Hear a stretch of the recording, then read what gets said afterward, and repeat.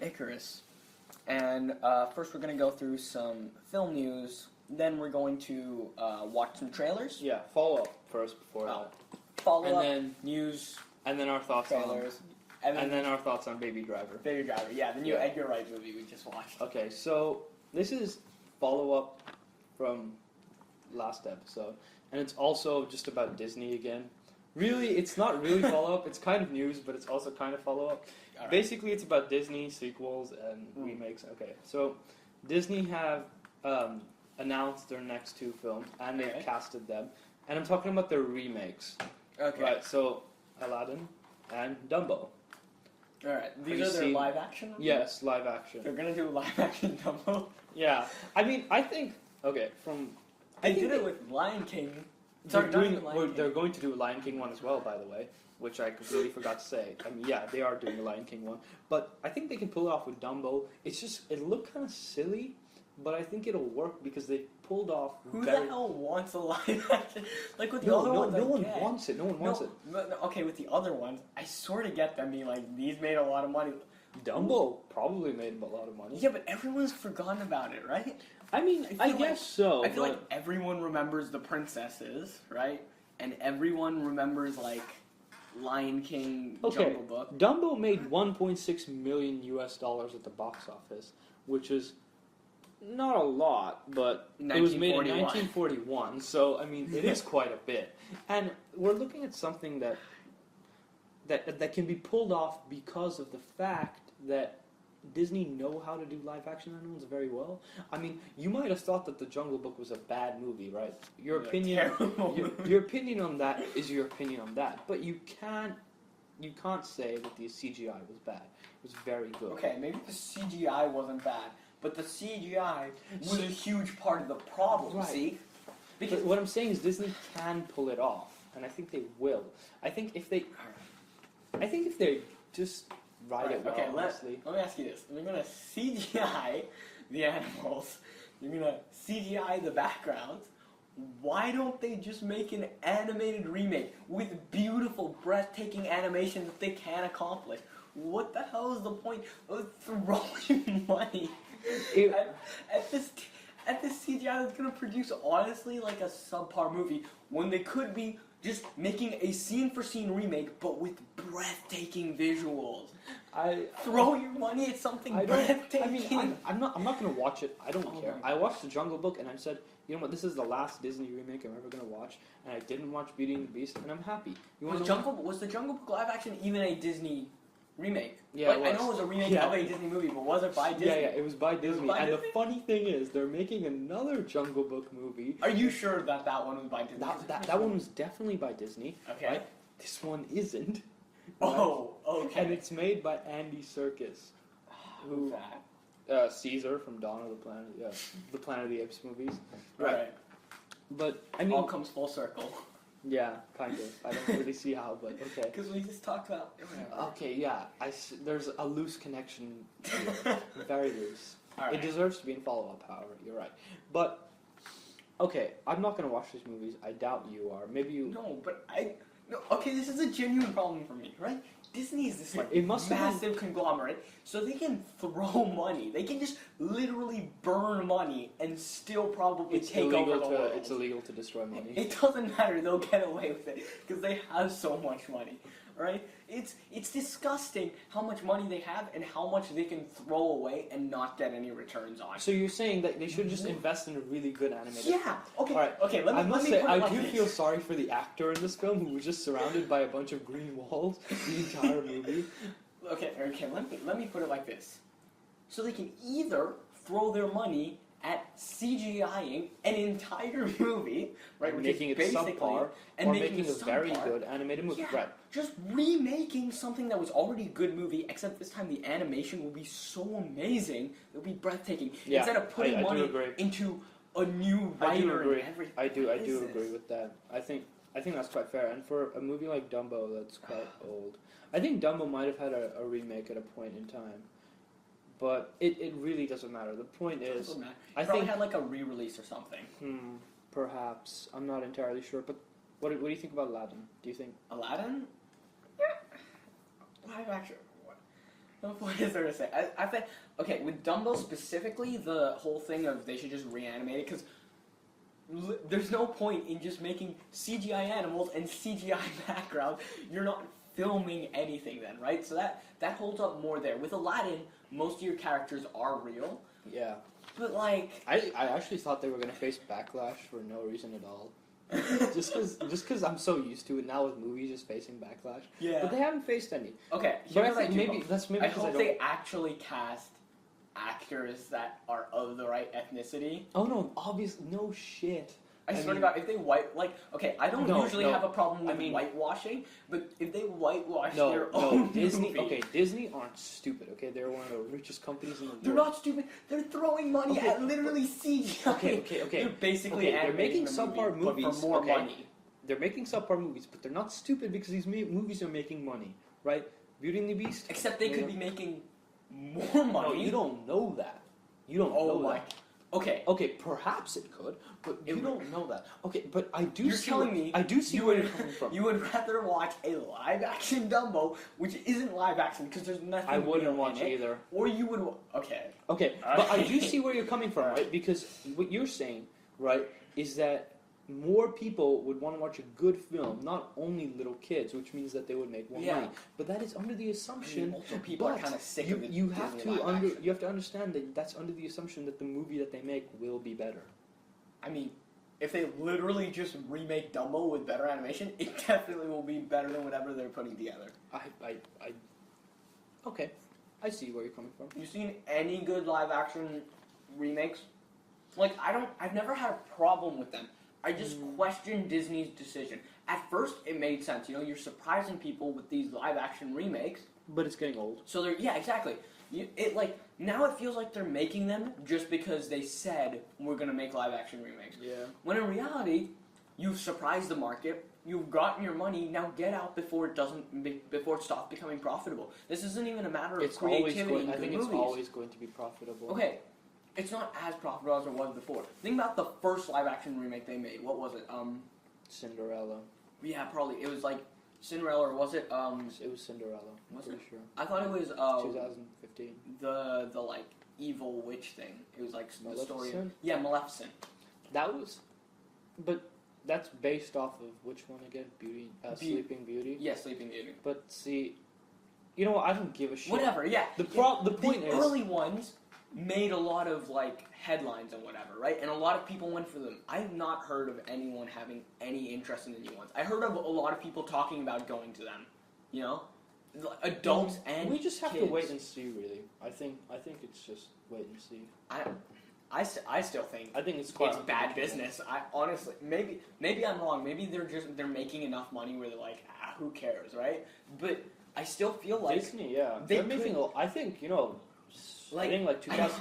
No, I mean, I don't want to criticize the business of literally a massive yeah, company. I think they know what they're doing, and I think, you know what? I think they're going to have the most profitable year very soon.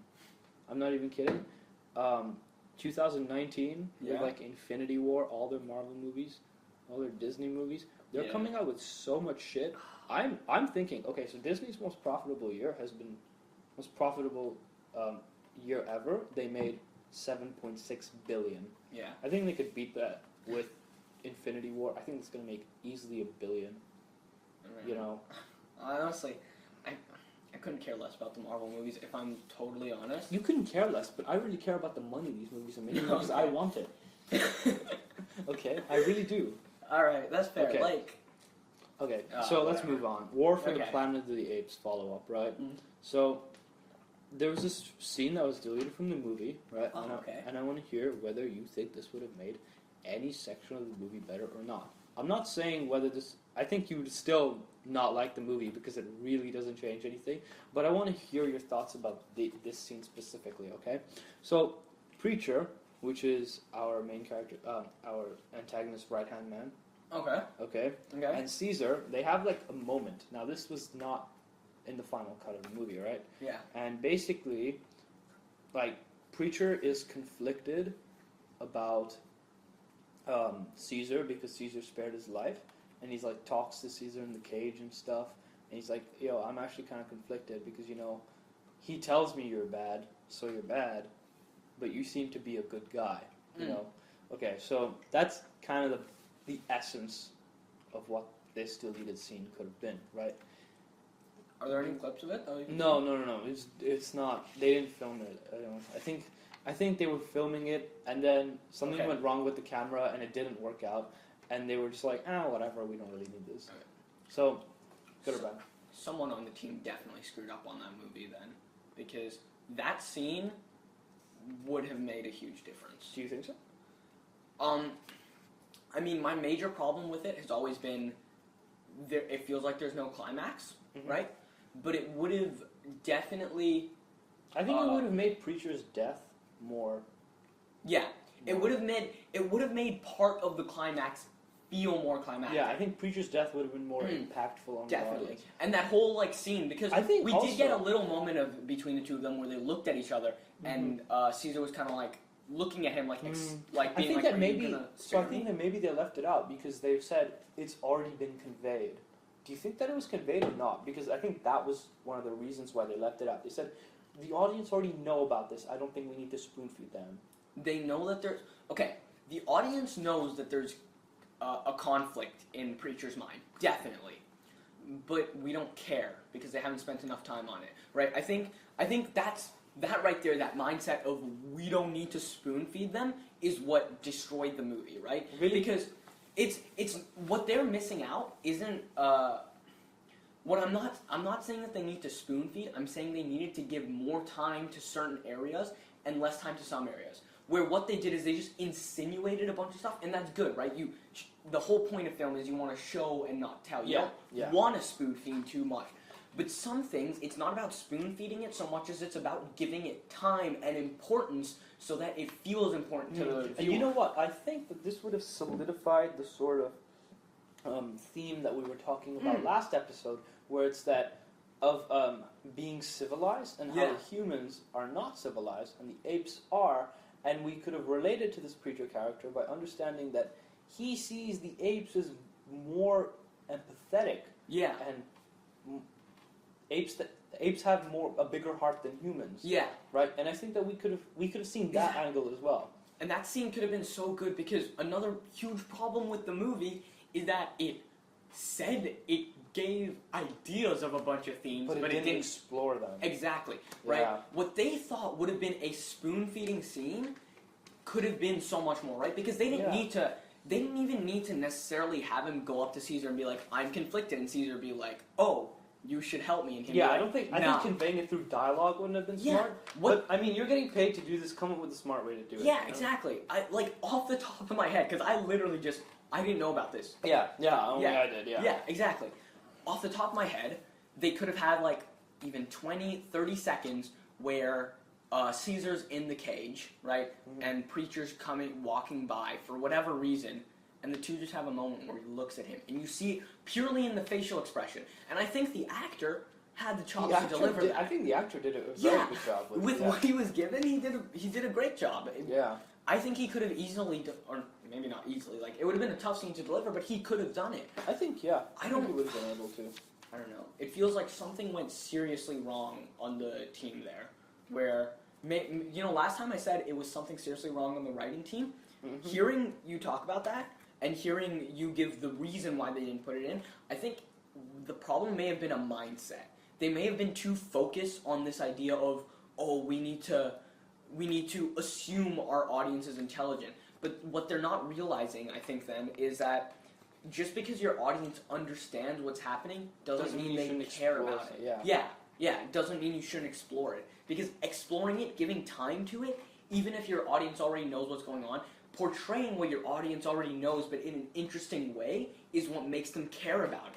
Yeah. And if you're not going to put that time in, then I have no reason to care for your 50 billion themes, which go nowhere, for your 3 billion plot points, which go nowhere, and for your dumbass climax, which is not a climax. Yeah. Oh, God. I see what you're saying. Okay, I see, alright. Yeah.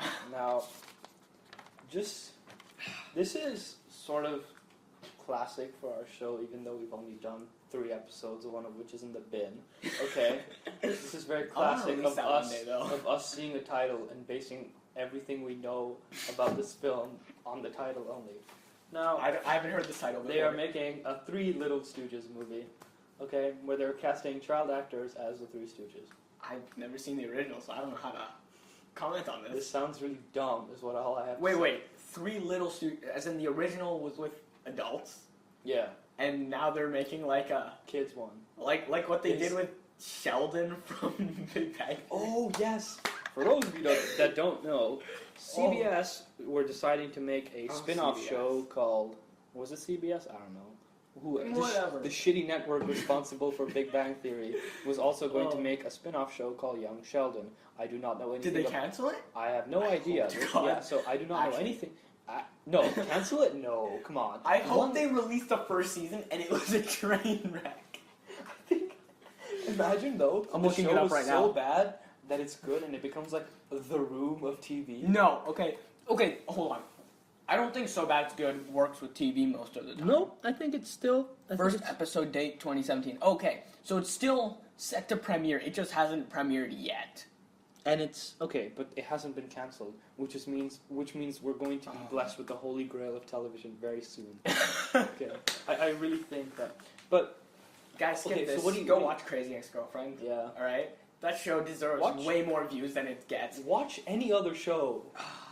I mean... No, but seriously, no. Okay, real talk here. Crazy Ex-Girlfriend is actually... It gets such low ratings, which makes me so sad. It's managed to survive with its cult following to get a 3rd season, but please, just give it a watch. Yes. Okay, for those of you who don't know... These 5 listeners are really going to make a difference. And just tell everyone, okay...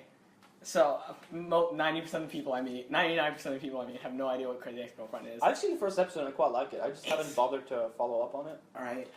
It's like if you took every rom-com movie, stretched it out over an entire series, except it's making fun of itself, while also being a musical, which makes fun of other musicals with its musical numbers, while also occasionally taking itself seriously and having a constant fun. drama. This sounds fun. It's so that's I will say that's that what the it is. It's first... such a fun. There's a song in it called "I Gave You an UTI," which is like a class, or not class. It's like a '70s rock, like pop rock style song. That's it's like Okay, I would say from the first Oh, episode God. alone, the effort put into this show it's amazing. is quite insane. Oh. I mean, I'm speaking. You're hearing this from someone who's only seen the first episode. I was really impressed. There's Right. there's a song in it called a Jap Battle, Jewish American Princess Rap Battle, and it's 2 Jewish American rich born lawyers just rap battling, and it's them like rap. It's like, you know how usual, like if you see like cliche rap battles like about how gangster you are. These 2 are rapping about who got better like A+ in school and how one of them sucked off the other one's husband. It's amazing. Okay, so back to 3 Little Stooges. back to the point. Yeah. Are you fearing a new trend, or you think that studios are running out of ideas? Okay, studios have been running out of ideas since before I was born. Okay, I don't think we need to like bring up this whole. Okay, here's the thing, right? People are constantly saying, "Oh, studios are running out of ideas, and that's why they're making remakes." That's not true. You know how many talented people there are in Hollywood walking around with these original ideas? Yeah, that is true. It's that the They're remakes are investing. making money. Yeah. That's the thing. It's- It's not that it's they more don't about- have ideas. It's more about running a business than Yeah. making art. And you have to understand that. And so, original movies like Baby Driver will always come out. And if you support these movies instead of watching Transformers 5 last night, I think that over time we will start to, move on. Maybe. Yeah. Maybe. That's the hope. I don't.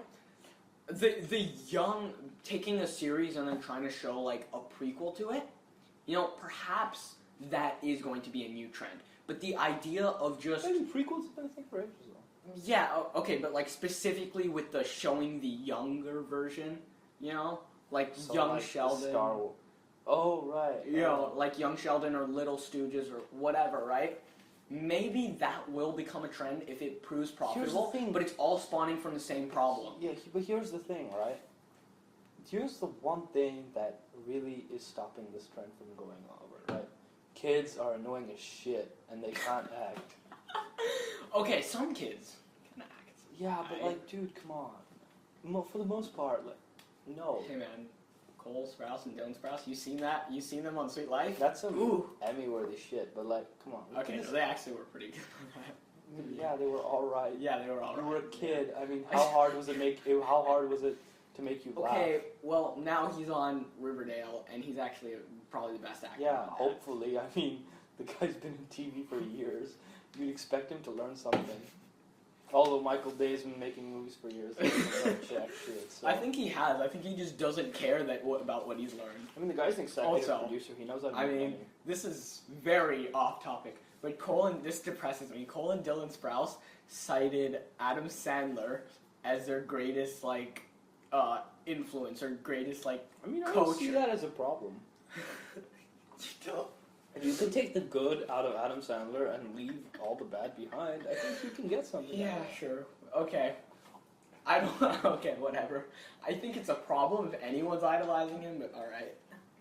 I mean, but they said that when they were like 11, after they had just made a movie with him. So Oh yeah. Yeah. Now that makes a little more sense. Yeah. I think you should have told me that. Probably, yeah. Yeah. All right, whatever. So Little Stooges. I don't have much opinion on it because I don't really know much about it.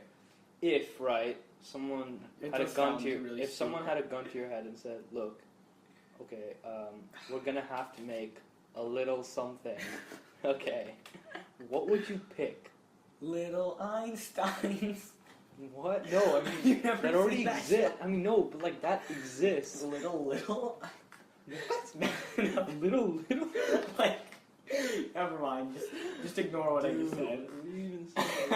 All right. So someone puts a gun to my head. They're like, we have to make a little something. What should it be? You'd say you'd rather die. I don't want to pollute the industry more. No. Okay. No, my life is worth more than the pollution of the industry. All right. That's actually that's hard. Yeah, I don't think it's possible to come up with a good answer for this. You know what? Honestly, let's pick. Okay, I'm gonna pick something that's beautiful standalone, and we're just gonna destroy it. All right, go ahead. Little La La Land.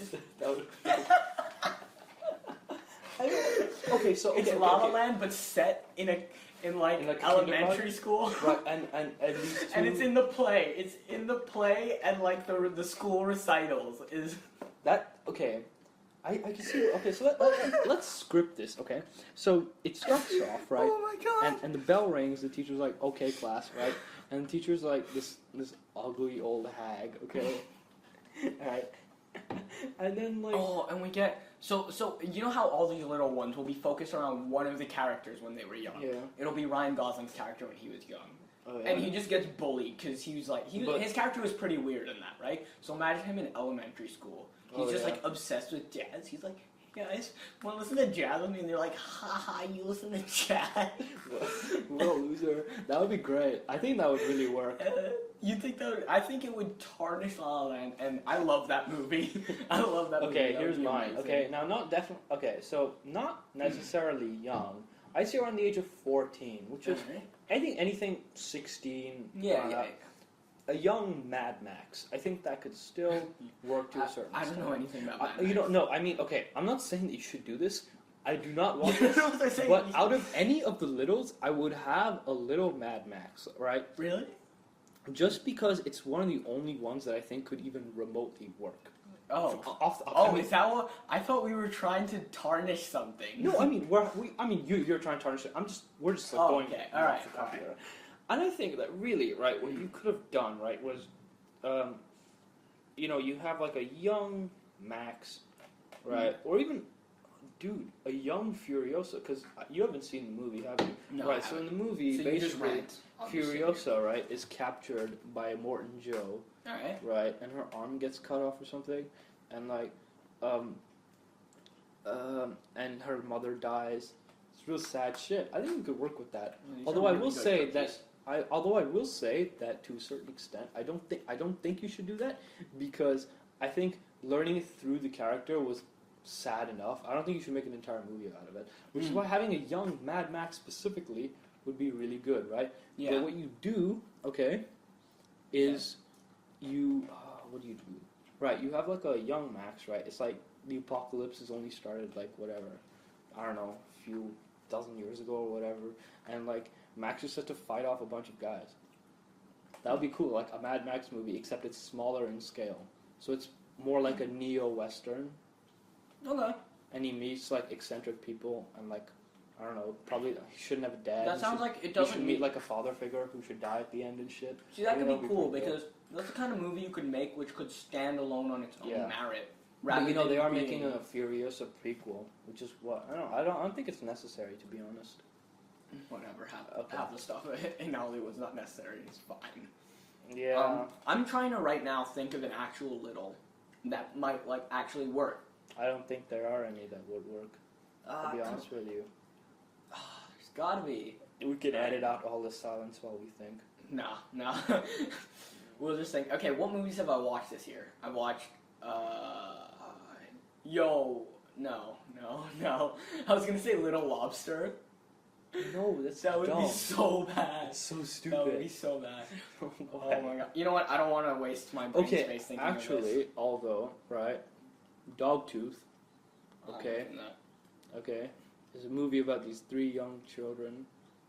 You know, How would you do a little? Let's move on to trailers. Yeah. Right. So basically, for this section, we're gonna watch a trailer.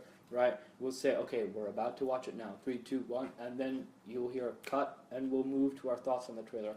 Which is why after we say 3, 2, 1, you should pause, watch the trailer yourself, and then come back and listen to our thoughts about it.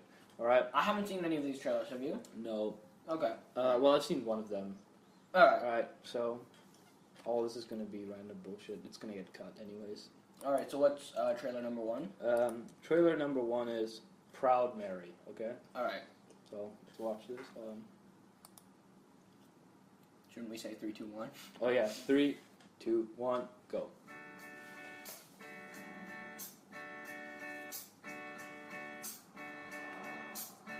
You actually timed that perfectly.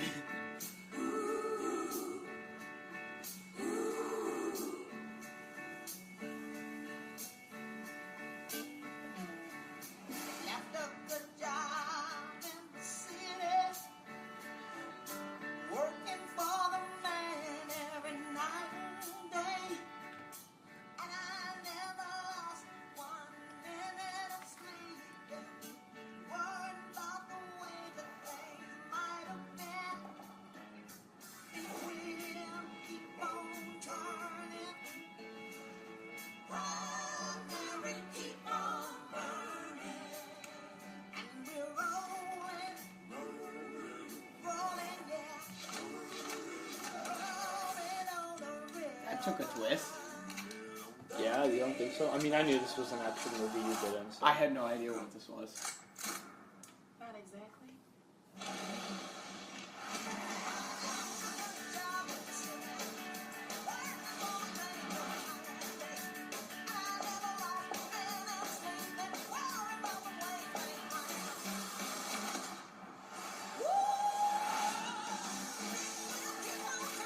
No, where have I seen that guy before?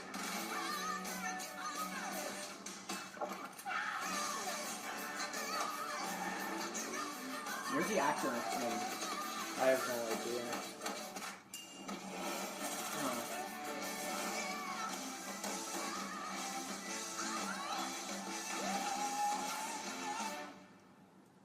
Who the hell are you? Oh, he's in How to Get Away with Murder. I'm Mary.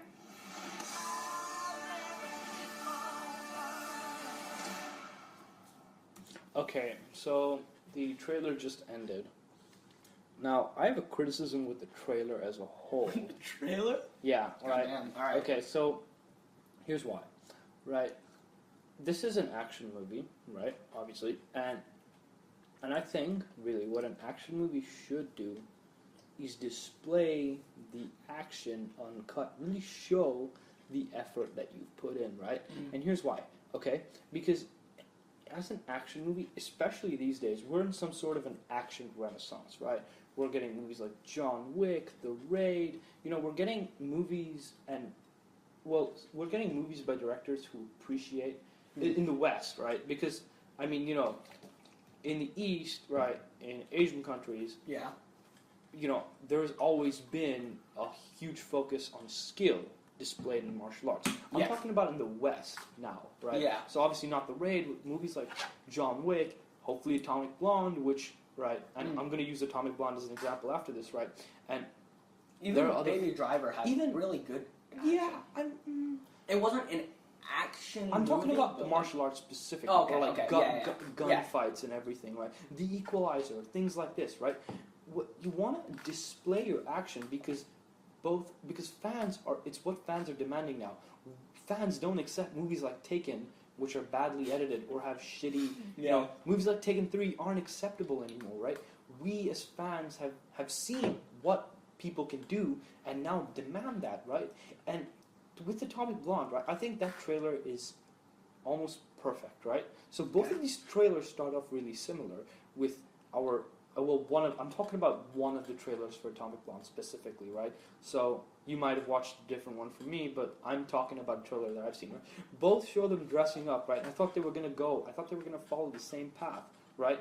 Except they don't, because Atomic Blonde shows you one uncut action sequence from the movie, and it is done almost perfectly. We talked about this last time. Yeah. Maybe it's the one that we trashed. I don't know.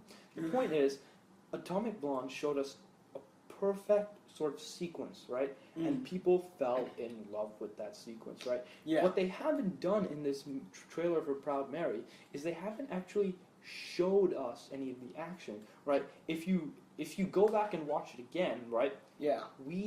It was edited in a way where we didn't see any skill displayed, and so I'm worried that this movie might actually just not be good. Yeah.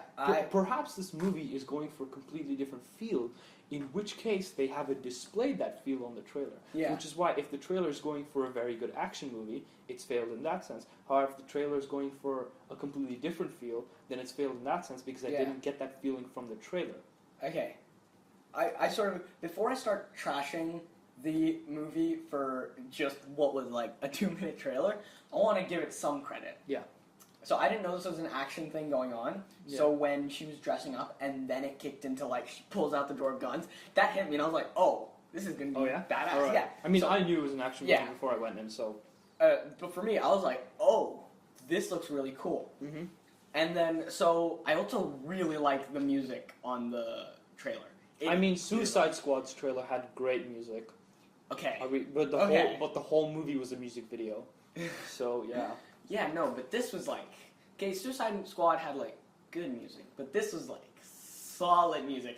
It started off as like this really like. I think the trailer was done really well to the music. Not as good as Baby Driver's Tequila trailer, but definitely good enough. Yeah. There is like this really nice like bluesy thing.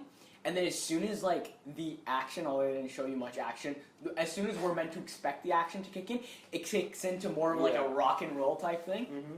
I love that. I love any old-style type blues and rock. Mm-hmm. That's just who I am. So, first, got to appreciate that. And, like, it's not set in a time period where that would be the music. So, it's nice to see them using old music that's really classic and nice. I don't know how old the music itself was, but it was like an old style, and I really like that. It's also good to see more like women in action in general. Oh yeah. I was going to say that. Good. Yeah. With movies like Atomic Blonde, I think it's getting much better. With something like when they tried to just force like girls into Ghostbusters, it felt unnecessary. Yeah. It didn't feel like you were actually pushing the boundaries of what women were allowed to do. This doesn't feel like they were pushing the role. On a side note, right, for everyone that was like, very happy with Sony for being progressive, right, with Ghostbusters, right, just going to tell you this, right, they were doing quite the opposite. All Sony was trying to do was make money, right, and let me tell you why, okay, so you might think that Sony was being, very progressive by having females act in Ghostbusters, right? Except there was meant to be a gay character in the movie. Sony said, no, we can't have a gay character in the movie yet.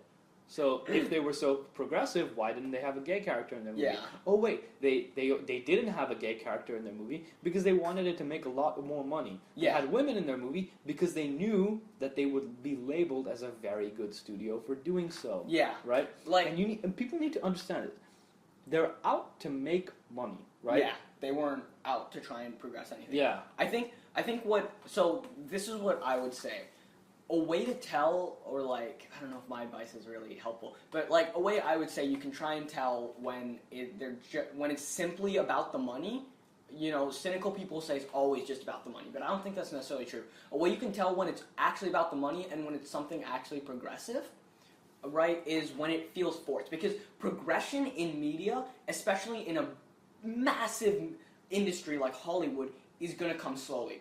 So when something like a Ghostbusters remake with an all-female cast out of nowhere comes, you know it's about the money because it feels forced and unnecessary. Yeah. While movies like Atomic Blonde yeah. does not feel Yeah. forced. It You feels know, very natural. We've had women in action for quite a while, but we haven't had them taking the center stage like this in a while. Yeah. This progression, you know, first we had Atomic Blonde, now we have Proud Mary. Yeah. They're not leeching off another IP, right? They're standing in their own right. They're Yeah. saying we are And a also, movie, right, you know? if you really were that progressive, you'd give them their own movie. Yeah.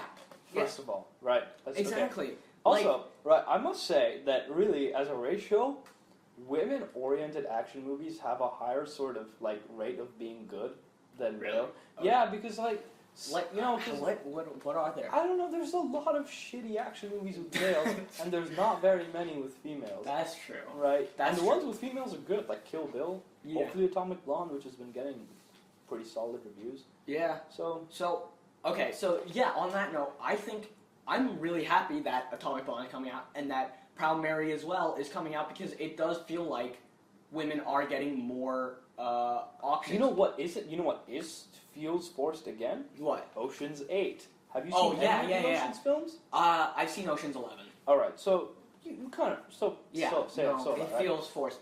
No, I don't. because there's 8 of them and they're all female. Yeah. I mean, there's Yeah. 8. Okay, females. okay. There's not- Here's a way how you actually make that progressive if you weren't just trying to leech onto some money, right? Is they say we're casting for an Ocean's remake, all people of all sexes and sexual orientations and whatever else are welcome. Yeah. And then, if you really want to make sure that you're progressive, right, but you still don't want to make it look like a money grab, then hire 2 to 3 women, even if they weren't the best actors, just because you're trying to look progressive. That's how you actually look progressive. Just shoving in 8 women and being like, That's yeah, not it's a all smart idea. I feel like after Ghostbusters, like already people were cynical about Ghostbusters. I feel like now, for sure, most people are going to realize this is just a gimmick, right? They've Yeah. got to, right? Yeah. Am I crazy? I think this will be like the last all-female before people realize, okay, wait, we shouldn't do all-female, and maybe sticking to only male isn't the best idea. Why don't we just have a nice mix? Yeah, yeah. Like any natural... So the ideal is that you actually cast people based on talent, right? Yeah. But that's not going to happen because they're trying to use identity politics to make money, right? Yeah. Which means, so what Hollywood still doesn't seem to have figured out yet is that having a mix is the best because the whole point.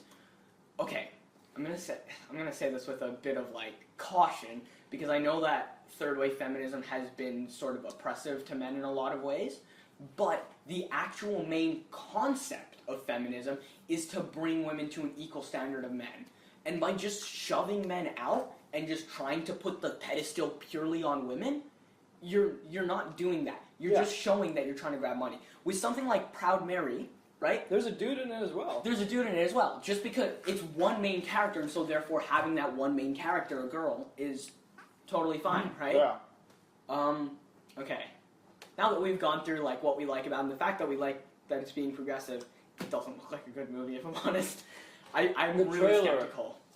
Honestly, yeah. It feels like, or it doesn't feel like it's going to be a terrible movie. What it feels like is just going to be like overshadowed by Atomic Blonde. It'll just be like an Atomic Blonde light, if you get me. Mm-hmm. Like these things are coming out in close proximity. They seem kind of similar from the They're a trailer. year apart. Okay, fine, whatever.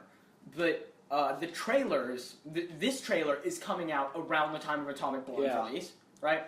they look similar from the trailer, but this one doesn't seem to be able to deliver the action, right? Yeah. Like I didn't. Which is why I'm saying it's if the movie if I'm on the assumption that the movie's good, the trailer is bad because it doesn't do justice to the movie. If the movie's bad, then the trailer is all right because it's done a fine job at portraying the movie's quality. Yeah. All right, so I think that was enough. Now we're moving on to Jigsaw, which is sort of like a... I don't really know what it is for Saw because... Is it a sequel? I think it's a sequel. Whatever it is. Now, I haven't seen this trailer at all, right? And have you seen any of the Saw movies? I've seen all the deaths in them. Yeah, a bunch of the deaths. Okay, I've never seen a Saw movie. No, but I haven't seen the. Are we really the best people to talk about this then? No, but I just want you to watch this. I haven't seen it either. Okay. But it was posted on the yourmoviesucks.org subreddit, which is why I'm very interested to see why it was posted there. Because it wouldn't be posted there if it was a good movie trailer. I'm telling you, right? So you haven't seen this. You don't actually know if it's going to be bad, right? No, I don't. But look at that opening shot. All right, so we're going to start it in 3, 2, 1. Go. Now the game's simple. Best ones are your mercy. Play by the rules.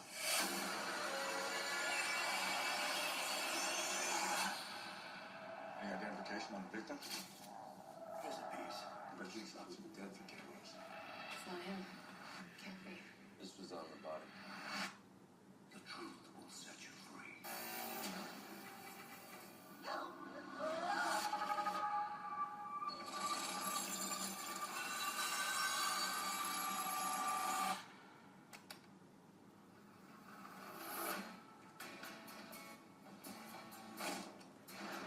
We're chasing a dead man.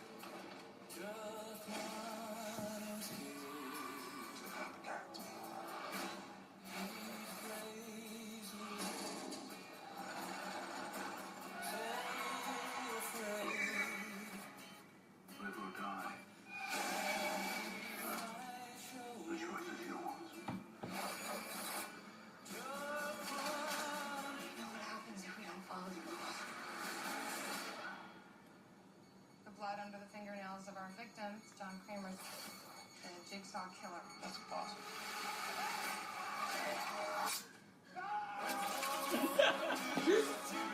Oh.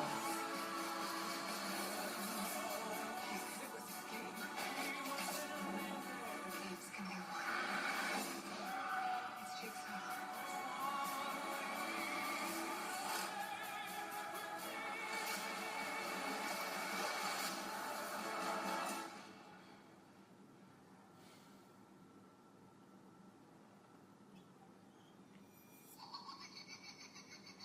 No, it's not creepy at all.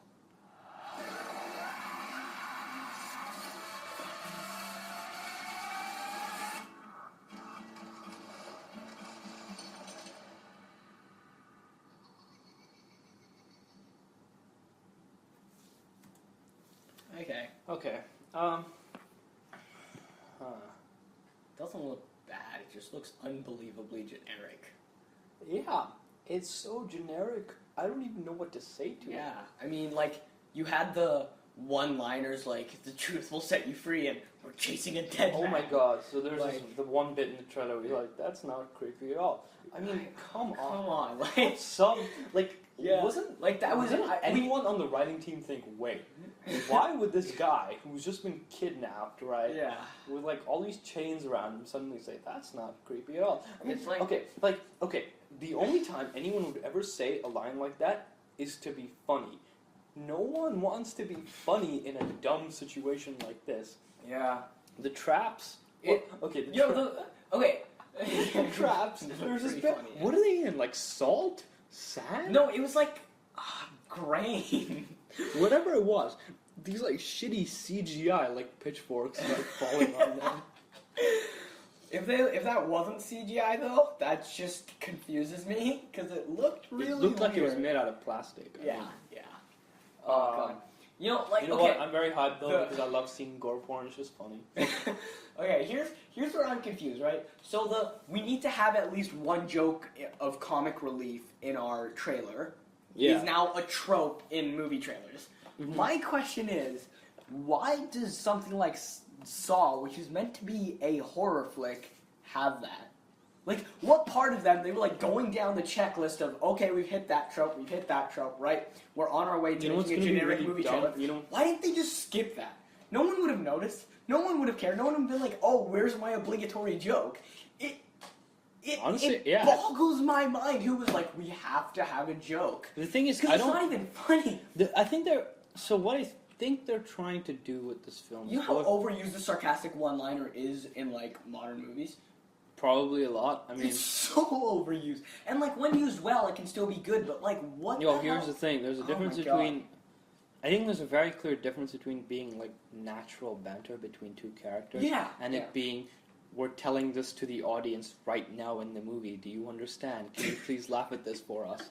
I think there's a very clear difference between the two. Definitely. Like, Spider-Man Homecoming, for instance, I'm not intentionally trying to bring this back, but, like, Spider-Man Homecoming is a really good example where the comic relief in it was sort of generic, but it was well done. And it felt natural. It felt like they were saying it to each other. Yeah, exactly. It felt natural. Even though comments, like when the teacher walks in, it's sort of predictable for a kid to just be like, to try and cover up with, oh, I'm watching porn, right? Yeah. That's like, for them to write a comedic scene for a teenager, that sounds like obvious, that hit right? Pretty fun. But it hit really hard. I think everyone in the cinema was laughing, and we kept laughing even after in the serious scene right after. Yeah, but, yeah.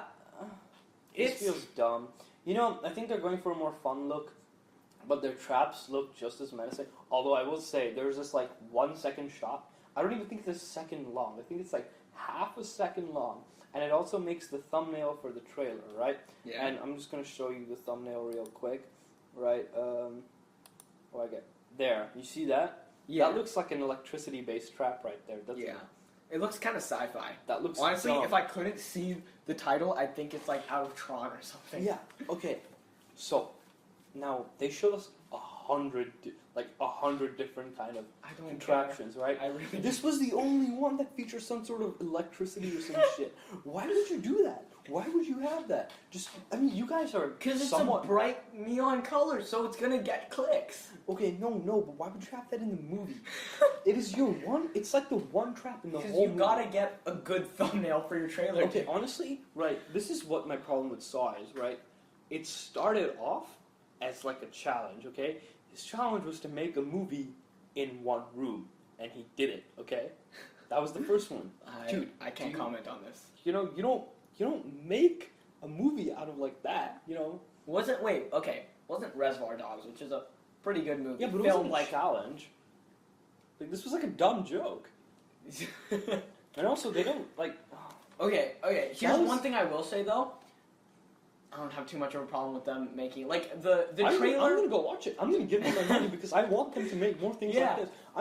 I know that like the Saw movies are almost like a Halloween tradition for a lot of like friends and friend groups. Like it's a thing that they do every Halloween. They'll watch a Saw movie or the new one or whatever, right? It's no one is actually going to them for the horror flick itself. So I guess them having a totally generic trailer is fine because honestly, all of their fans are already locked in. The people who are going to go see it, were going to go see it even if you had no trailer and you just had a random poster up, right? Yeah. They don't need to be trying to portray their movie as good, and they don't think it's good either. They know people are going to watch it. It just looks dumb. And people know it's going to be dumb. People just... Yeah. They want to watch it because the name is Saw, and that's a tradition they have. Or it's they just like gory. Exactly. They're really just cashing in on it. Yeah, or they're... Yeah. Yeah, I mean, I'll wait. I'm not gonna pay them. I'm not gonna pay them. I'll just wait for it to come on some sort of streaming service. I'm not gonna. Yeah. Streaming service. That's legal. I don't know why you say that. You have Netflix. Yeah, it's not gonna show up on Netflix. No, yeah, it is. That is exactly where you're gonna watch it. Yeah, I guess. Anyways. So we're going on to our third trailer then, which is for Blade Runner 2049. Now, this trailer is slightly older than the rest, but I just want to get your thoughts on it. Okay, I haven't for context, I have not seen the first Blade Runner movie. Neither have I. Well, Oh, really? Yeah, I couldn't be bothered. Wait. So neither of us are gonna actually get this. Well, no. I mean, come on. Okay, Blade Runner came out in like the 80s. Oh, Okay, wait, yeah. did it? Yeah. Wait, I'm thinking of Maze Runner. You dumbass. Alright. Jeez, man, the Maze Runner's pretty trashy too. Yeah, isn't Right, it just one of those, like, Hunger Games ripoffs? Like, Yeah. Divergent? Yeah.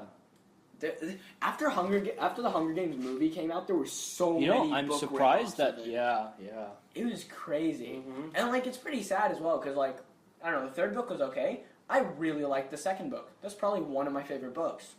Catching Fire. Yeah. Mm. Like, the movie was so terrible. The book, though, alright, I freaking loved it. It was just, like, Katniss dealing with the PTSD of having been in the Hunger Games, you know? Mhm, yeah. I didn't think the writer would deal with that, you know? Like, a teenager with PTSD is kind of, like, that's deep. I thought the second one was also the Hunger Games, but it was They go, yeah, it's like 75 pages, and the whole book is like 300. Oh, the book, yeah. Yeah. That's the thing. The movie would spend like 25 minutes of her like walking around being like, I'm Yeah. sad, and then she goes in. In the book, it's beautiful. It's like 200 pages of her just in her head dealing with PTSD. Yeah. And when I first read it, I was like 12, so I didn't get it. And then I read it again when I was like 14, and I was like, oh my god, this is really good and like surprisingly mature. Like, you know, I thought the Hunger Games was meant to be something for like 13, 14-year-olds to read. I was like, this is surprisingly mature. Yeah. All right. So, to Blade Runner now. Okay. We're gonna start. 2049? That's like 20 years from now. No, it's not. It's like 32 years from now. Never mind. No. Get your math straight, man. Okay. Anyways, 3, 2, 1, go.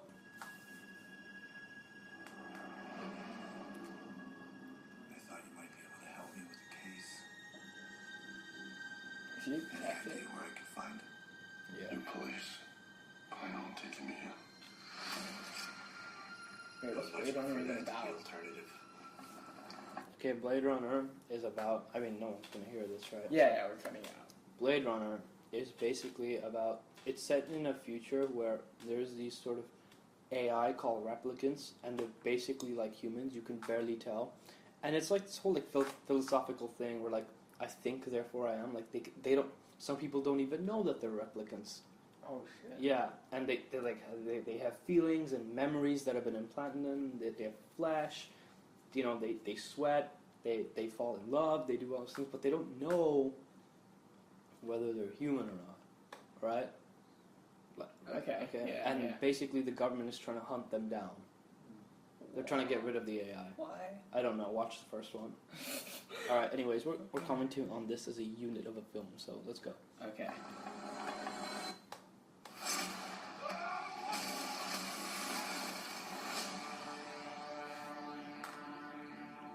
Every leap of civilization was built off the back of slaves. Replicants are the future, but I can only make so many. I had the lock, and he has the key. I think you found it. That's not possible. Is that Listen, Rheingold? Tom, Yeah. we've bought ourselves a war. You're a cop. I did your job once. Things were simpler then. What do you want? Oh, yo, is that? Ask you some questions. Harrison Ford. What Yeah. happened? I covered my tracks, scrambled the records. We were being hunted. By who? I know you're here.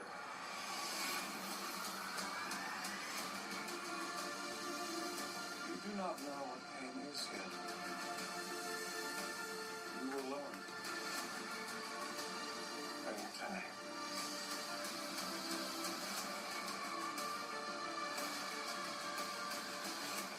This breaks the world.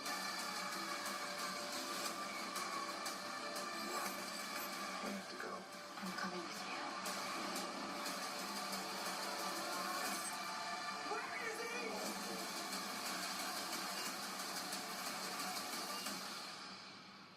The future of the species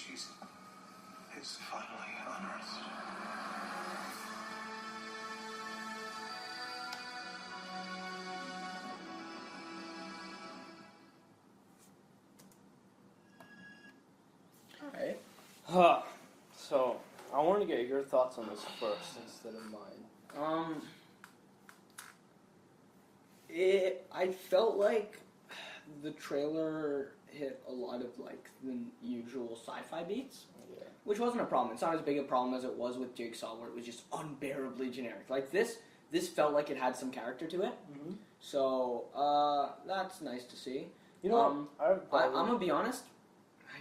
The trailer did not make me care about it. What made me care about it is the concept that Soap just told me, because I didn't actually know what Blade Runner was about. I knew nothing about it.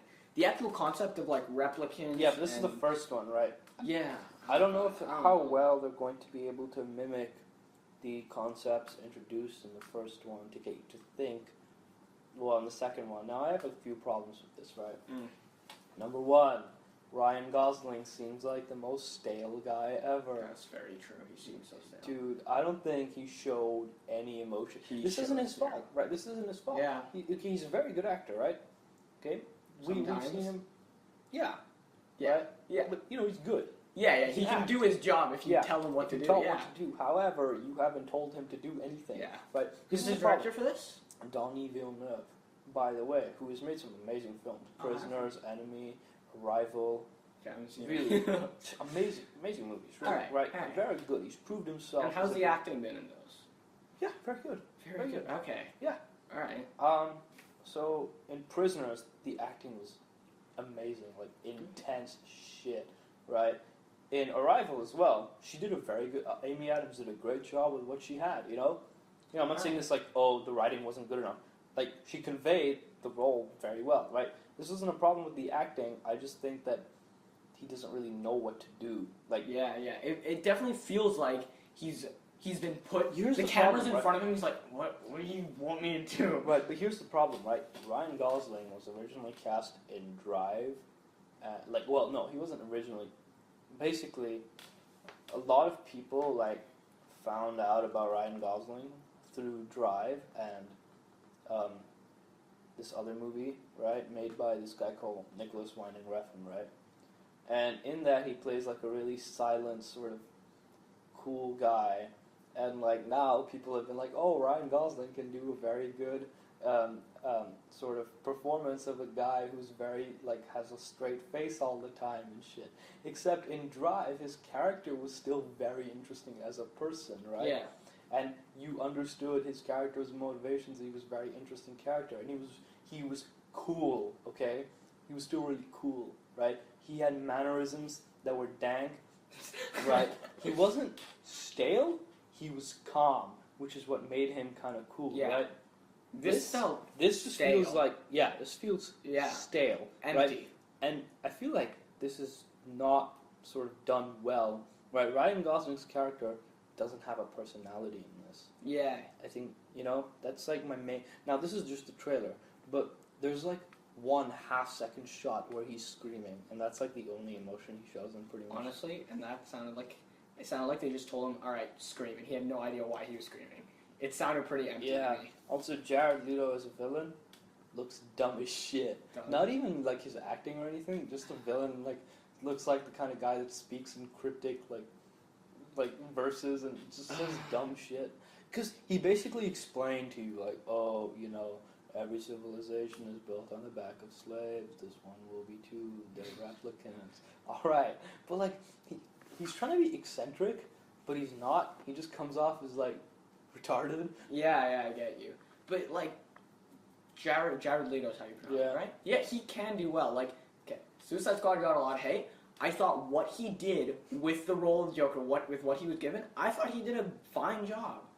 Yeah. I think he can play I don't well. think it worked as a Joker because he was. Yeah. No. I get people's criticism of him as a Joker, but with what he was meant to be portraying, I thought he did a fine job. Yeah, I thought he did well. It was probably funny. the best part of the movie. If it was just Joker and Harley Quinn, just doing dumb shit, Just going on a crime spree, that would be such a good Here's movie. the thing, though. They had enough footage to do that. They had 2 hours of Joker footage just lying around. I would way prefer that, honestly. I'm in the minority who actually enjoyed watching Suicide Squad, but honestly, I still would have preferred that. Yeah, I think anyone would have. I mean, it's just funny to watch the guy. Yeah. He starts purring like a cat at a point in the movie, And you're just like, why? What are you doing? Get out of here. Anyways, he's weird in this. I don't think it's his fault. I think he was told to act like that. Yeah. Again, I don't know why.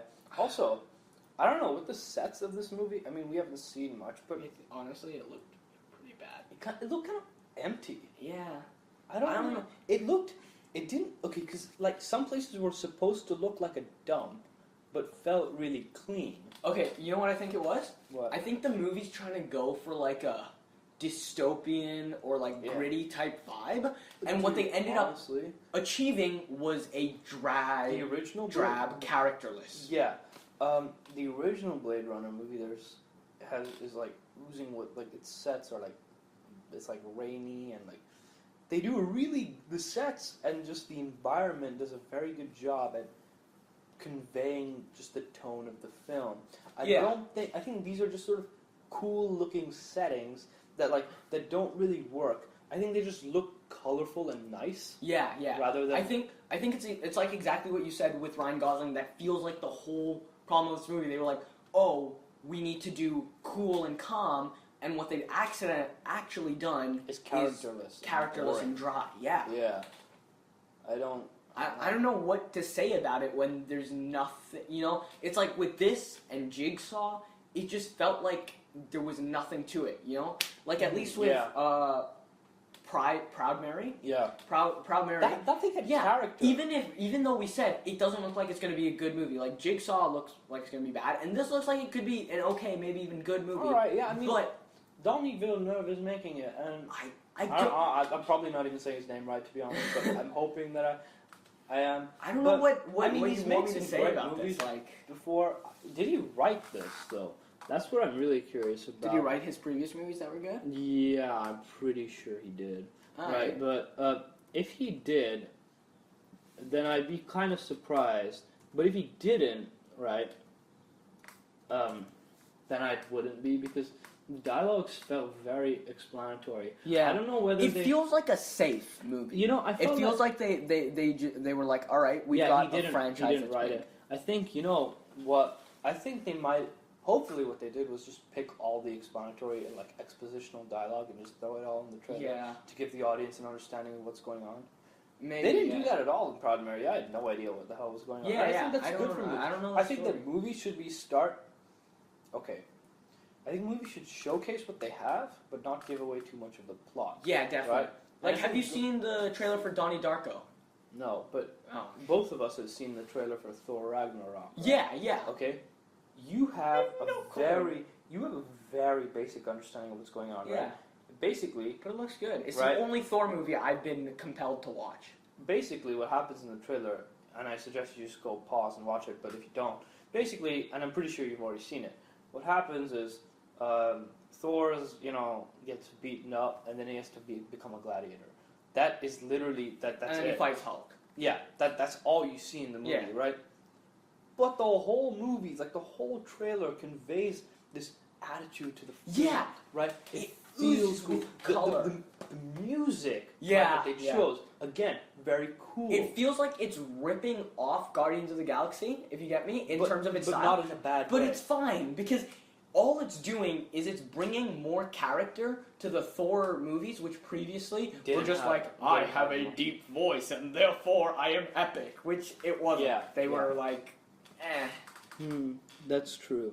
So, I don't know, it just feels, I don't know what to say about it because there's nothing there. About it, it feels just really empty, but not in a way that's good and we can appreciate it. It's not like a minimalist empty, it's like we're trying to be gritty, but really. Also, I have to say with the backgrounds, it's like it feels like they're in a dome because there's no clouds in the sky or anything. There was that fog. Yeah, but but the background of this movie is just white. It's just white. Like, there's nothing in there, and I don't know. I don't know. Maybe it looks cool to you, but no, it doesn't. Dude, that just looks like a wall that you haven't added much to. Yeah. It feels really empty. There's like trash heaps, but they're really small, and then the space around them is very clean. Yeah. I don't know, to be honest. Okay. Okay, so out of the three that we've watched, and some of the movies that we've discussed, okay, let's go over, are you going to go to the cinema for this movie or not? Tim Burton's Dumbo. Oh, it's Tim Burton. Yeah. Oh, that changed. Why didn't you tell me this at the time? That changes everything. Are you kidding me? Okay, we need to go back to Dumbo now. Okay, yeah, all right, fine. Because Tim Burton, okay, I've not seen a lot of his stuff, but I've seen Nightmare Before Christmas. Oh, I love that movie. Donnie Darko, so good. Yeah, he made that. Okay. Such a good film, right? He made the Alice in Wonderland live action. Yeah. I was pretty young when I saw that, and I don't think it was very good. But if nothing else, I like the style. Sweeney Todd as well. Yeah. Really well done. Those are the only three things I've seen. I think if but Dumbo's still. messed up enough, it'll be good. Yeah. Okay. I'm not sure about You know what what? Tim Burton's movies have been before, but like Donnie Darko and Nightmare Before Christmas are kind of messed up. Honestly, especially I think- Donnie Darko. I think that, you know what? I think that Give it this would be man even- complete No, creative no, freedom wait, and let wait, him just wait. screw Listen with up. everything. I think we should have Please. let's kind of support your point more. I think that you should let Tim Burton have this animated. Yeah. Oh my god, that Yeah. would be beautiful. I think it would be really cool. I mean, Oh I my trust God. the man with live action as yeah, well. but yeah. I think again, animation. Again, Donnie Darko is probably the best movie I've seen by him, and that's like a really solid movie. Yeah. I'm fairly certain it was directed by him. If I'm not, then this is all point. No, but like it doesn't matter because Tim Burton has this aesthetic that's Yeah. really cool, and Look, he can. I know he can do well with live action, but like if you've seen Nightmare Before Christmas, you know. he didn't direct Oh, it. what? What are I was you told on? he did. What are you Okay. on, boy? I'm sorry. Whatever. Nightmare Before Christmas is a really good movie. Yeah. Give this man some animation. Give him some complete creative freedom, and he will make a brilliant. Okay, movie. so you will watch it. Yeah, probably Okay. just because of Tim yeah. Burton. Yeah. Okay. I can't Aladdin. believe Donnie. I Aladdin. was told that Donnie Darko. Aladdin. Are there any surprise directors you haven't told me Oh about? no. No. Maybe I don't know about that. No. God, Okay. Toy Story 4. What? Oh, we haven't spoken about it, but I wrote it down. What? Toy Did Story you 4. just throw that? No. God. No. Okay.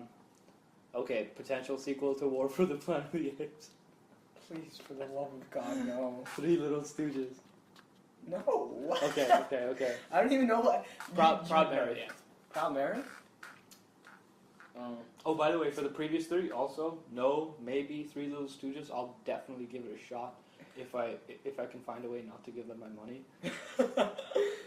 All right. Proud Mary. I'm gonna wait for reviews.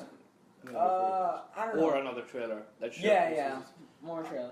I don't know, because here's what I'm still dependent off of this trailer. I'm not gonna base my thing on. it's not something I'm going to go to the cinema for, but if like If there's nothing else, I'll yeah, watch it. if there's I'm with my nothing- family and we're like, let's go for a movie, or like with you some know, if friends, we don't then- have anything yeah. else to discuss on a podcast, we'll watch it. Yeah. If this podcast even lasts that long, Yeah. one of us might die before then. If I'm planning to go to the cinema and I'm not particularly looking forward to watching anything, then that's definitely going to be something on top of my list. Yeah, totally. All right.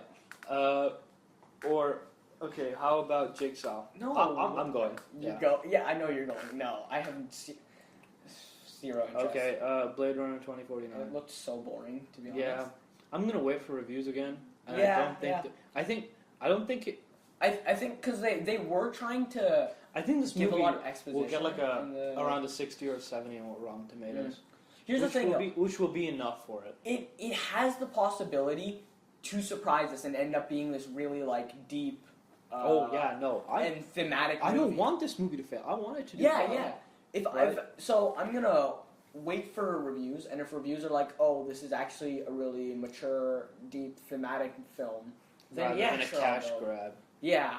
Okay. Then sure, I'll see it, but otherwise no. Baby Driver. All right. Oh, Baby Driver. We both forgot about this. I was like, wait, we're forgetting something about this podcast. What is it? Oh yeah, Baby Driver. And the weirdest part is before we started filming this, we were trying to stop ourselves from talking about it to make sure that like we had enough to discuss on And this. now I don't have anything. I don't know. You? I don't know where to start. Okay, let's start with this. Baby Driver is probably my favorite movie that I've seen this year.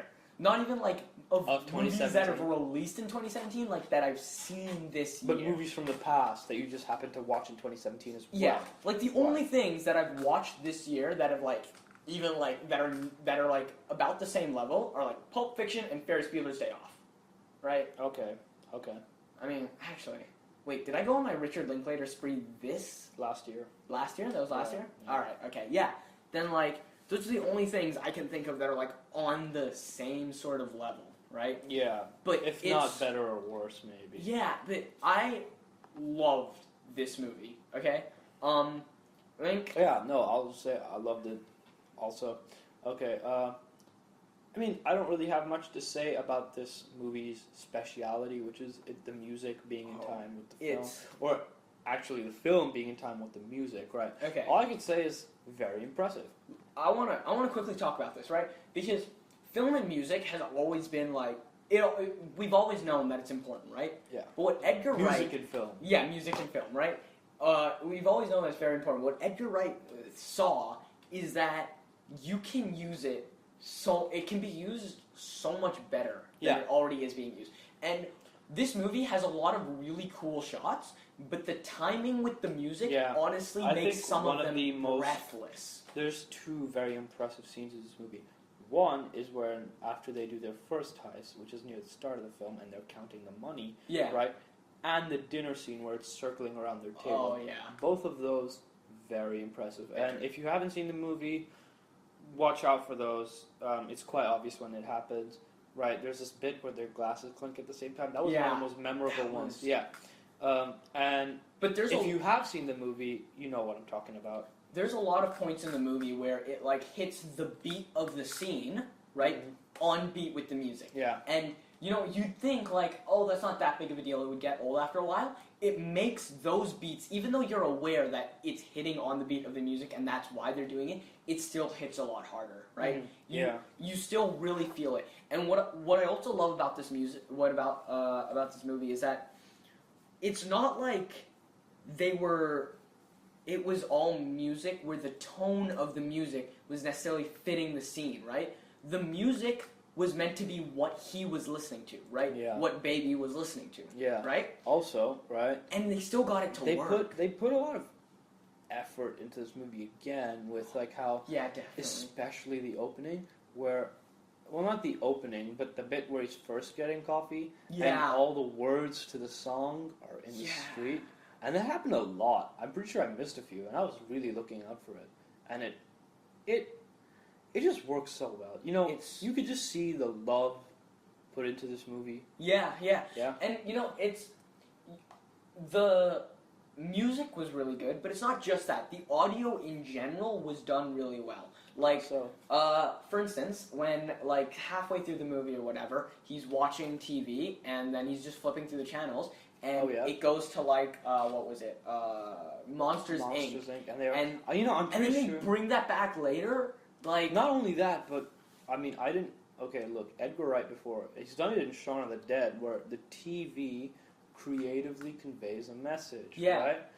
I missed the message in this because I wasn't paying attention, but I'm pretty sure there was something important. You know. The TV was used really well here, even if there was no overarching message that it was telling. One out of the 10 listeners of this podcast can tell us what that message was, if it even exists. Yeah.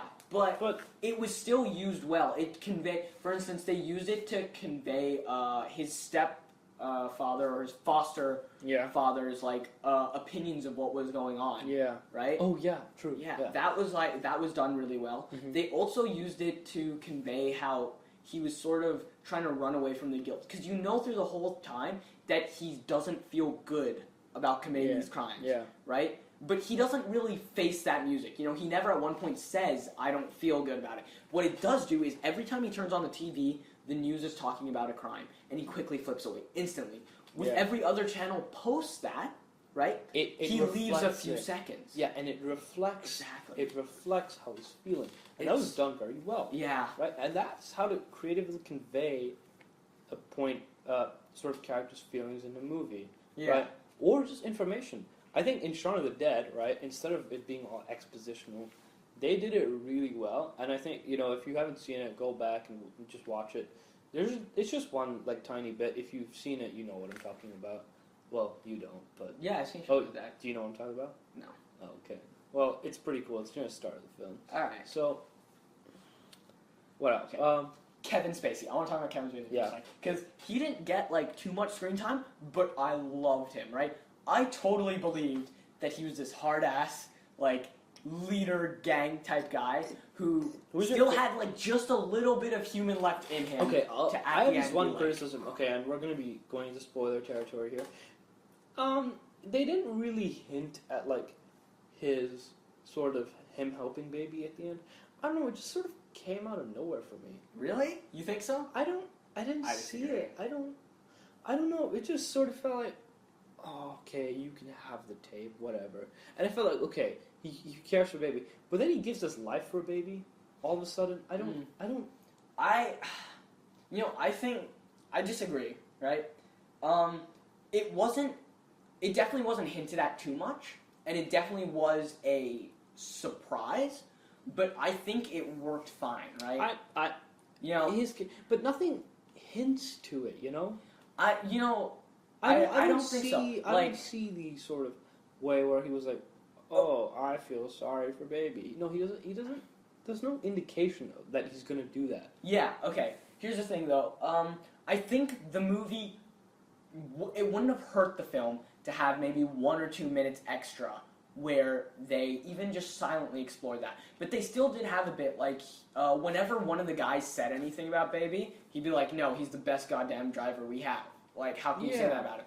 And then there's also the fact that he said that he met baby when he's a kid, and he's been working with him this whole time. Yeah. And then if you look at the way he talked about his nephew, you know, I think it's quite easy to see how he would end up, how it would end up like that, you know? I'm not entirely convinced. I also think that it doesn't matter too much that it doesn't necessarily feel real, right? And I think this is something with Edgar Wright movies in general. Edgar Wright isn't trying to make you feel like everything is real. You know, that's something you notice about the editing, like the really quick-paced editing, or like in Scott Pilgrim vs. the World, you know, the scene changes in that. It's not trying to seem real, it's the exact opposite. He's trying to extract you from the reality, or rather, put you into their reality. He's trying to make you aware that you're watching a film. Yeah. It's sort of like Wes Anderson, but not as much, you know? Yeah. You know what I mean? Kind of. Yeah. Wes Anderson also creates his worlds, which seem sort of impossibly perfect. He's not trying to he's not trying to create characters he's not trying to create characters for our world who we relate to. Right, he's trying to get you to relate to them. It's not logical, which is my problem. Like, I didn't see it coming. It's not about, you know, I can still see, sure, these characters like Jamie Foxx or John Hamm's, you know, they were completely insane, but it was cool. It was believable in that universe. I just feel like this isn't a question of putting you into their reality. It's simply a question of them acting rationally with what we've been given as evidence. Okay. Again, I think we're just gonna end up going around in circles. So, so we'll leave that as your final thought. Yeah. I thought it was fine. I will agree that if they gave like even like a 60-second scene, because honestly, 60 seconds of character development goes a long way. Especially in a movie like this. Yeah, it would have gone along. I definitely think that 60 extra seconds could have done it. And there's another, I have my own criticism of it, and which again could have been fixed with like 60 to 120 seconds of film time, right? But before I get into that, I want to compliment this movie and say that it could have afforded to take the time, because it did not feel long at all. It was a short movie anyways.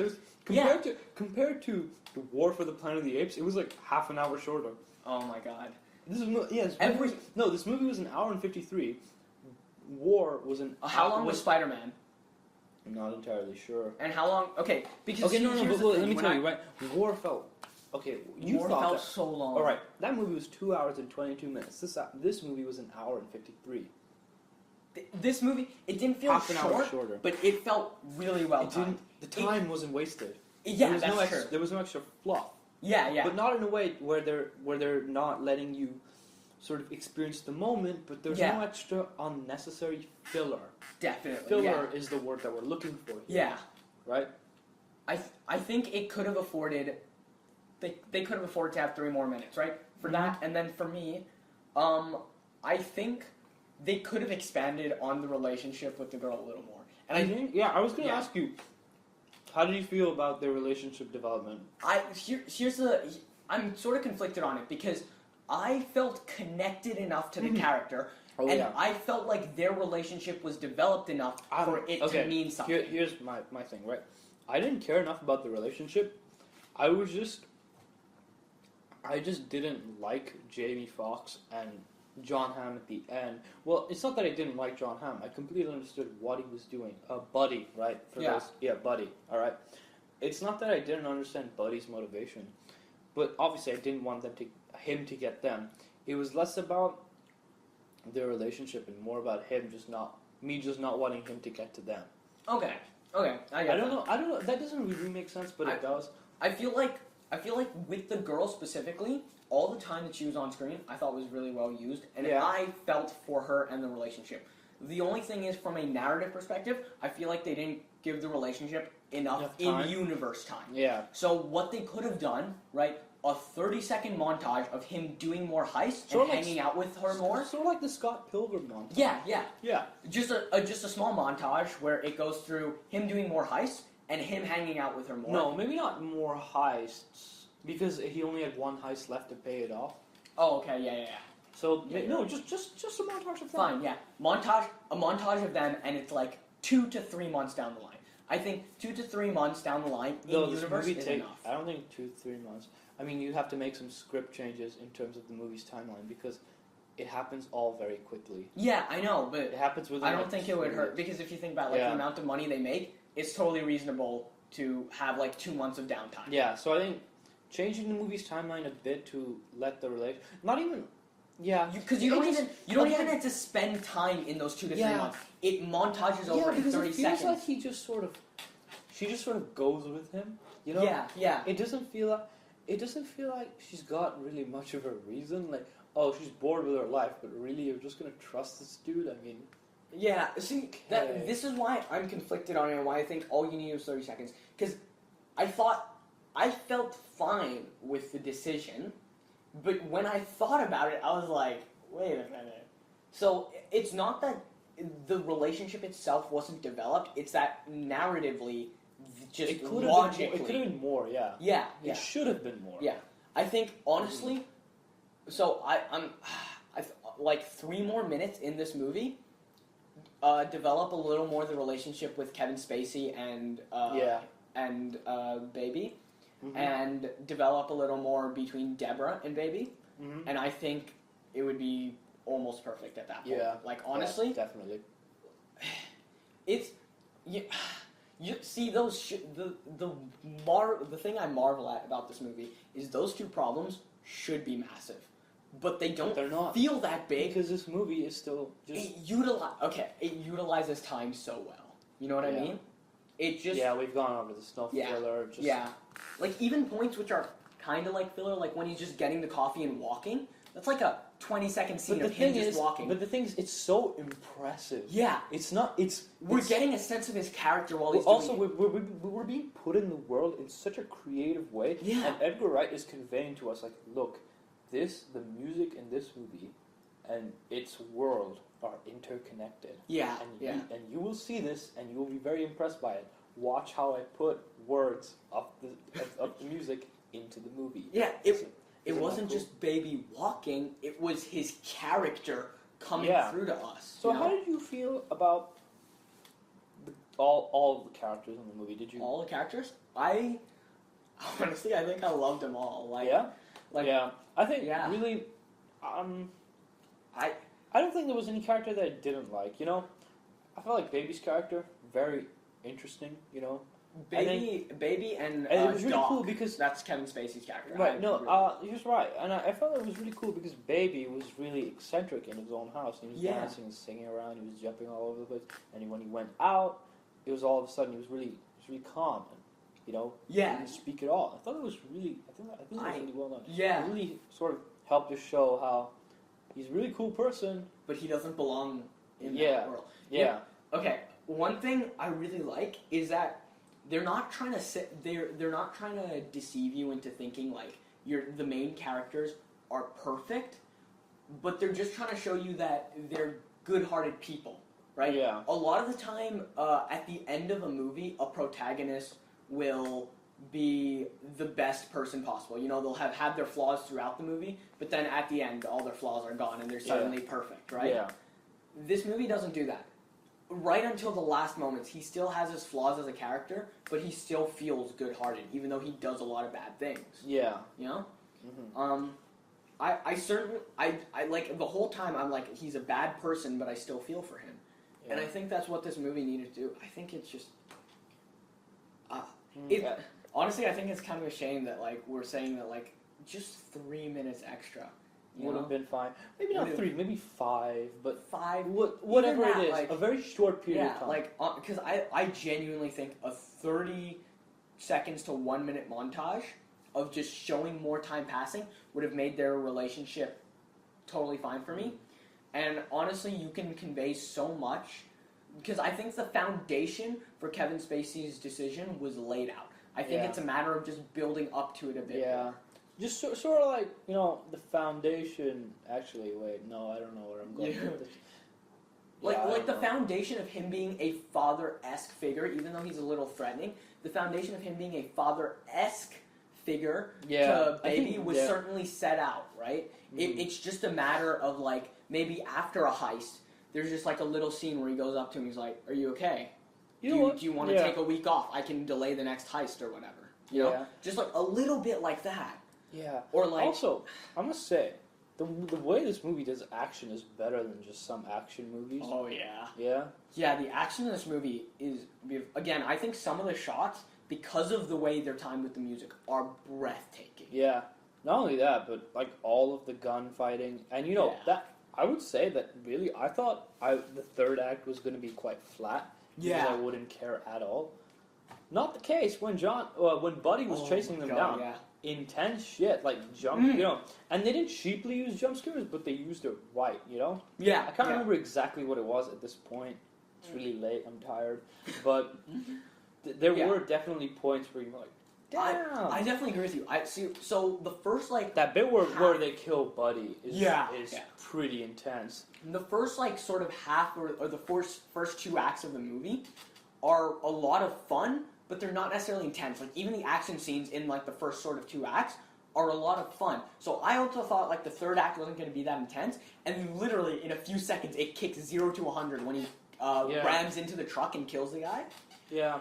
As soon as that bit hit, the rest of the third act was less fun and more intense, and you felt the intensity. Yeah, yeah. And it's I don't know how. I think it was really a lot to do with the music as well. Yeah, honestly, definitely. I don't think I was going to care much for their relationship, but I think the music really helped with it. Oh yeah. I think I was like, damn, you know, I was smiling because of the music, but I think it really helped me care more about the characters of Baby and Deborah. Yeah, you know, one thing film likes to do a lot with music is they like to use it as foreshadowing, like a few seconds before. They use it to set the tone. Mm-hmm. That's not what this movie does. The music isn't there to set the tone. The music is the music's part of the characters, if you get me, right? Yeah. They use the music essentially to substitute character development, and I don't mean that in a bad way, right? Mm-hmm. They use it to substitute character development, and it works. Yeah. And it works so well. Like when Buddy and Baby connect over that Queen song, Brighton Rock, you get a feel for both of their characters. They didn't spend much time together, but you get a feel for both of them. Yeah. You know? I see what you mean. Alright, so pretty much nothing but praise, really, for this movie. Yeah, like our little gripe is like, you add 3 to 5 minutes on of material that was probably there but cut. Yeah. And you make it, in my opinion, probably a close to perfect movie. Yeah, okay. Well, we're not, again, really almost perfect. Pretty much perfect, really. Yeah. So, you're not into numbers, but what? Like, just give a creatively titled rating to us.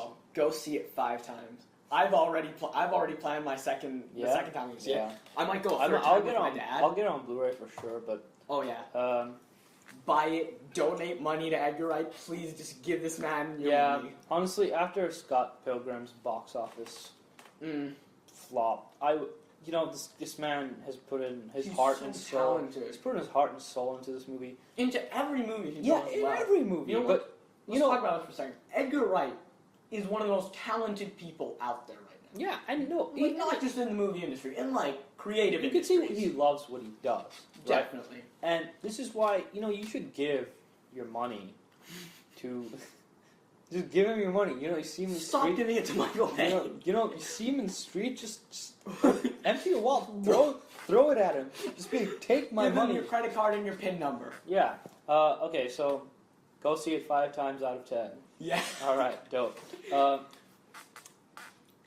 8 or 9? 8 or 9 out of 10? I don't know. Yeah. 8 or 9. And if we gave it that 3 or 5 more minutes? Yeah. Still 9 then. 9 okay. for sure. Like a light 9 would then become like a solid 9. I'm kind of hoping that, you know how they sometimes have like director's cuts? Yeah. On All right. That was a phone drop. you know how they sometimes have director's cuts Yeah. on Blu-ray? I don't know. I don't see the need for a director's cut for a movie like. Those 3 to 5 minutes, man. Those 3 to Well, 5 that's minutes. if they exist. That's if they exist. Okay, With Kevin you know how Spacey's much- character, there were a lot of variables playing. Like, and maybe they didn't connect the variables. Maybe I don't know, because there was a bunch of things like as a nephew, and baby, Yeah. and like all this different stuff. It felt like there was a little more that was, again, cut out of the movie for Yeah. time's sake. It might have been that they timed it perfectly so the music, like, damn it, we can't add more. Yeah, maybe. But yeah, so 8, 9, quite happy. Really interested to see what Wright does next. Yeah. Well, thank you for listening, and bye.